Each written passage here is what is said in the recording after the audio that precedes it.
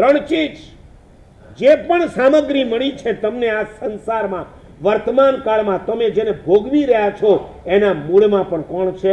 પ્રભુનો પ્રભાવ છે. સાચું બોલો. તમારો દીકરો કે દીકરી સ્કૂલ કે કોલેજમાં જાય છે, યુનિફોર્મ હોય, શૂઝ હોય, બીજું શું હોય? ટાઈ હોય. ઓકે, ટાઈ કેટલાની આવે છે? 200 રૂપિયાની. અમે છે ને 8મા 9મા ને 10મામાં જ ફી ભરી.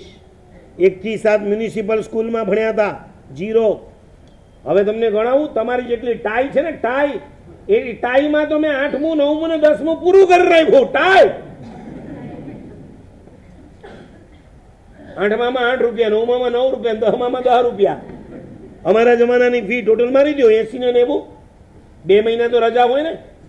કેટલા થયા રાકેશભાઈ? 170. અને 10માના 100, 270. ટાઈ 270.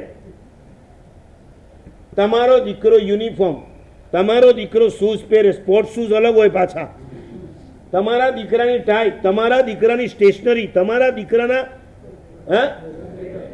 કંપાસ, બેગ, પછી શું હોય? નખરા કેટલા હોય છે એ તો કયો. આજે આ પ્રેક્ટિકલ છે એટલે આ લેતા આવજો, કાલે તે પ્રેક્ટિકલ છે એટલે તે લેતા આવો. આ તમને નહીં ખબર પડે, એમને ખબર પડે છે. તમને ભલું હોય ને તો છોકરો કયા ધોરણમાં ભણે છે એની ખબર નહીં પડે. એક છોકરો આવ્યો હતો, કેટલામાં ભણે? એને પપ્પાએ કીધું 5મામાં. પપ્પા જુઠ્ઠું બોલ્યા, 6ઠ્ઠામાં છું તો. બચારો પપ્પો જંગવાઈ ગયો, લેવાઈ ગયો. ઘરમાં રહ્યો છો કે ક્યાં? એક દીકરો આખા શરીર પર જે પણ વાપરે 2500 રૂપિયા અંદાજિત થાય કે ન થાય? કે વધારે થઈ જાય? 5000 ગણો. 5000 રૂપિયાની સામગ્રી પહેરી લઈ અને સ્કૂલે જાય. સામગ્રીનો યુઝ કોણ કરે? દીકરો. સામગ્રીનો માલિક કોણ કહેવાય?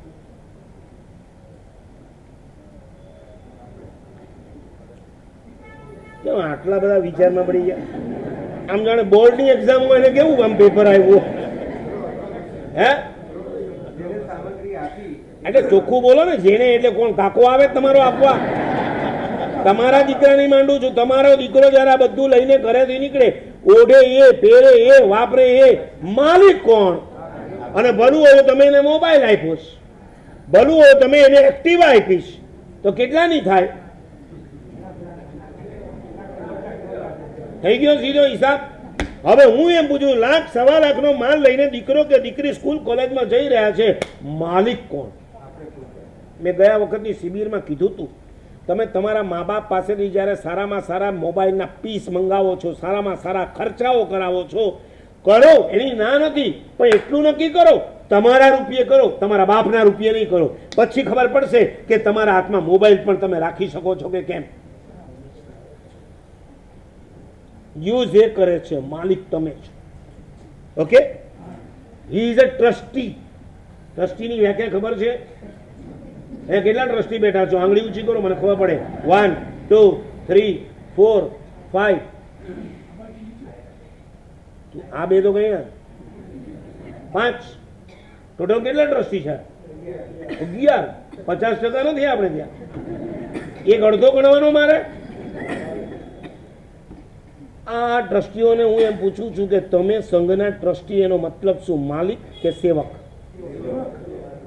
માલિક કે સેવક? ટ્રસ્ટીઓએ, ગાંધીજીએ આ વાત કરી હતી. એમનું ટ્રસ્ટીશીપ ઉપરનું સરસ મજાનું એક લેક્ચર હતું, એમાં એમણે આ વાત કરી હતી કે આપણે બધાએ હંમેશા જે પણ સરકારી વસ્તુઓ છે એના માલિક નથી, આપણે શું કહેવાય? ટ્રસ્ટી. ટ્રસ્ટીએ એની જાળવણી કરવાની હોય, ટ્રસ્ટીએ એની સંભાળ કરવાની હોય. મારે એ કહેવું છે કે છોકરો બધું પહેરે છે છતાં એ માલિક નથી, એણે માત્ર પહેરવા ઓઢવાનું કામ કરવાનું છે. માલિક જેને ખર્ચો કર્યો હોય એનો બાપ કહી શકાય. ડીટો એ જ રીતના આ સંસારમાં તમને ફ્લેટ મળ્યો, તમને દાગીના મળ્યા, તમને ગાડી મળી, તમને સોફા સેટ મળ્યા, તમને ડાઇનિંગ ટેબલ મળ્યું, તમને જે પણ ચીજ મળી છે એ બધાના તમે ટ્રસ્ટી છો, માલિક નથી.